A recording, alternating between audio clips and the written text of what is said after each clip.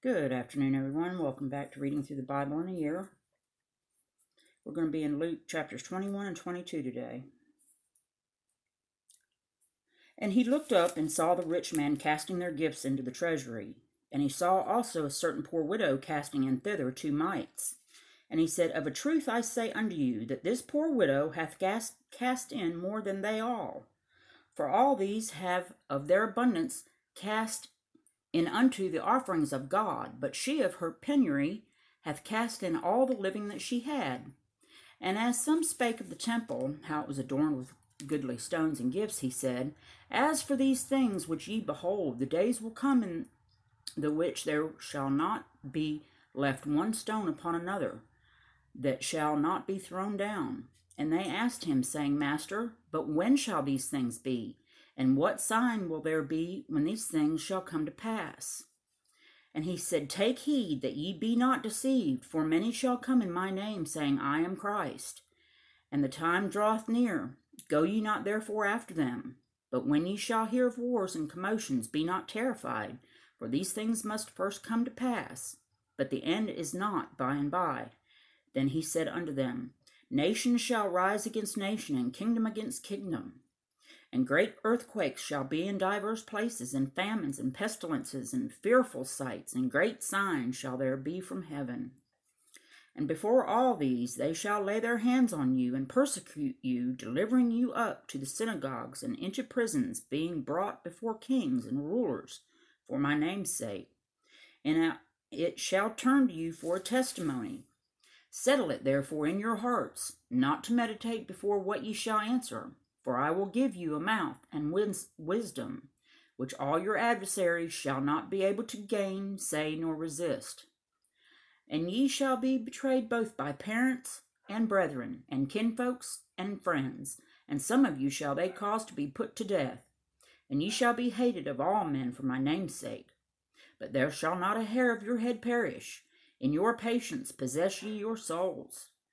And when ye shall see Jerusalem compassed with armies, then know that the desolation thereof is nigh. Then let them which are in Judea flee to the mountains, and let them which are in the midst of it depart out, and let not them that are in the countries enter thereinto. For these be the days of vengeance, that all things which are written may be fulfilled. But woe unto them that are with child, and to them that give suck in those days. For there shall be great distress in the land, and wrath upon this people. And they shall fall by the edge of the sword, and shall be led away captive into all nations, and Jerusalem shall be trodden down of the Gentiles, until the times of the Gentiles be fulfilled.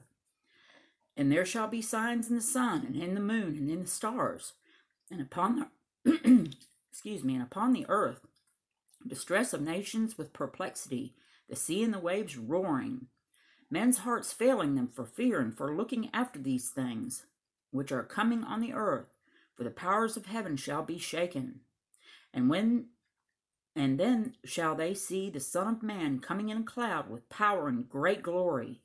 And when these things begin to come to pass, then look up, and lift up your heads, for your redemption draweth nigh.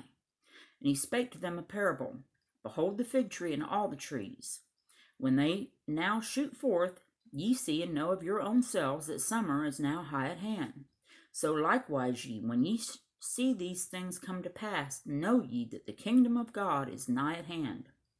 Verily I say unto you, this generation shall not pass away, till all be fulfilled. Heaven and earth shall pass away, but my word shall not pass away.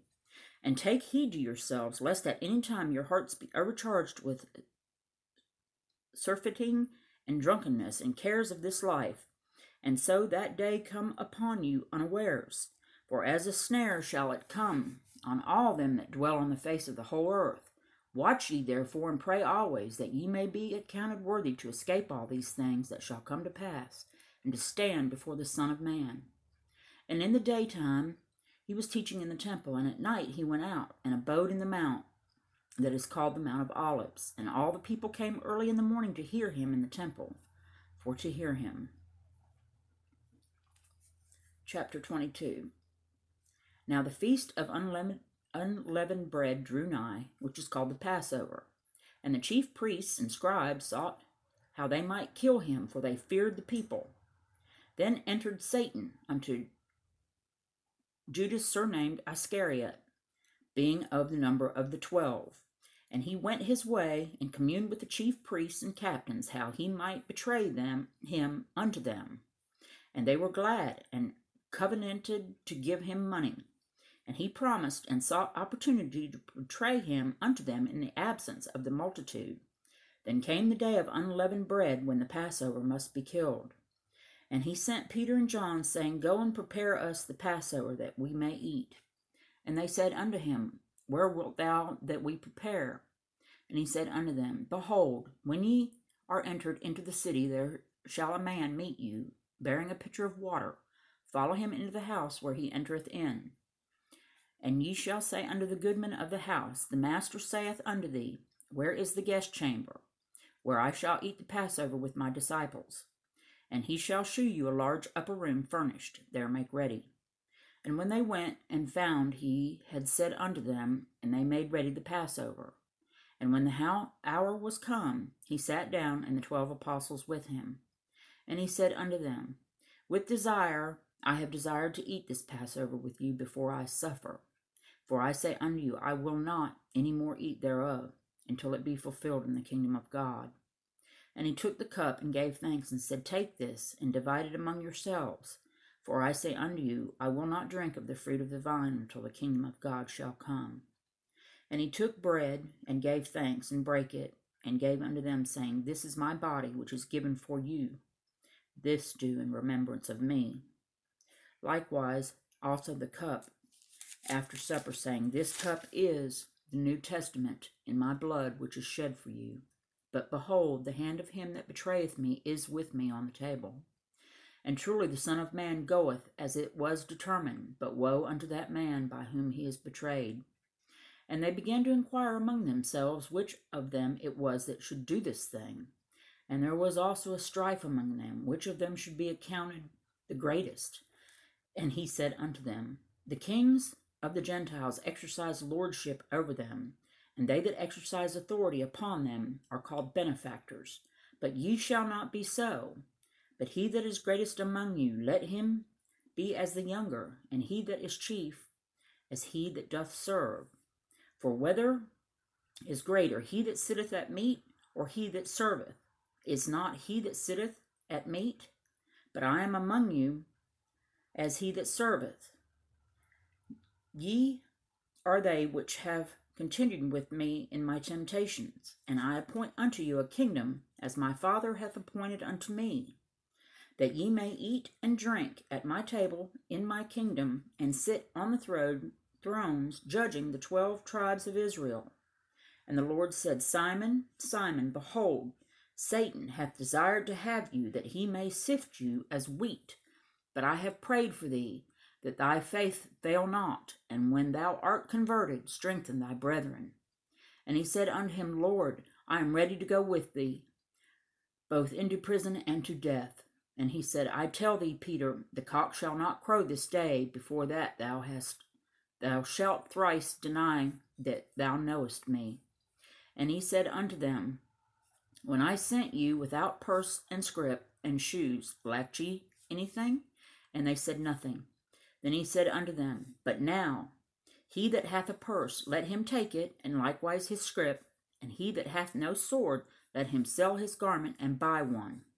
For I say unto you, that this that is written must yet be accomplished in me. And he was reckoned among the transgressors, for the things concerning me have an end.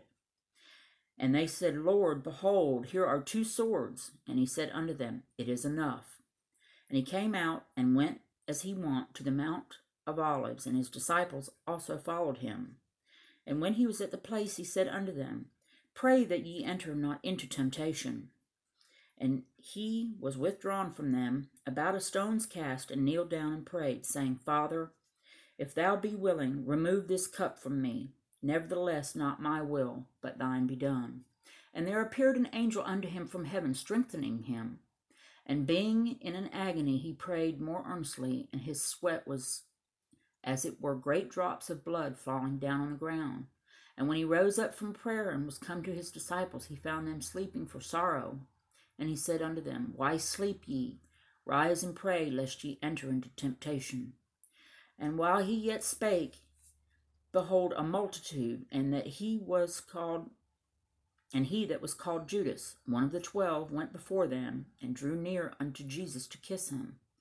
And Jesus said unto him, Judas, betrayest thou the Son of Man with a kiss?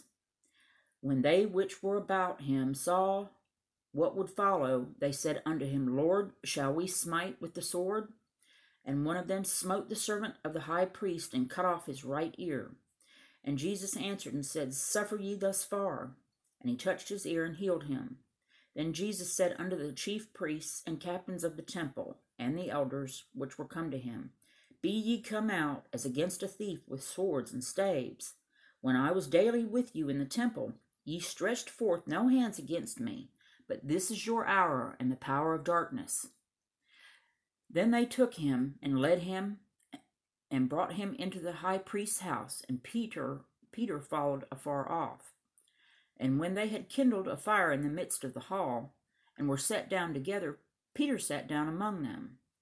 But a certain maid beheld him as he sat by the fire, and earnestly looked upon him, and said, This man was also with him. And he denied him, saying, Woman, I know him not. And after a little while another saw him, and said, Thou art also of them. And Peter said, Man, I am not. And about the space of 1 hour after, another confidently affirmed, saying, Of a truth this fellow also was with him, for he is Galilean. And Peter said, Man, I know not what thou sayest. And immediately while he yet spake, the cock crew. And the Lord turned and looked upon Peter, and Peter remembered the word of the Lord, how he said unto him, Before the cock crow, thou shalt deny me thrice. And Peter went out and wept bitterly. And the men that held Jesus mocked him and smote him. And when they had blindfolded him, they struck him on the face, and asked him, saying, Prophesy, who is it that smote thee?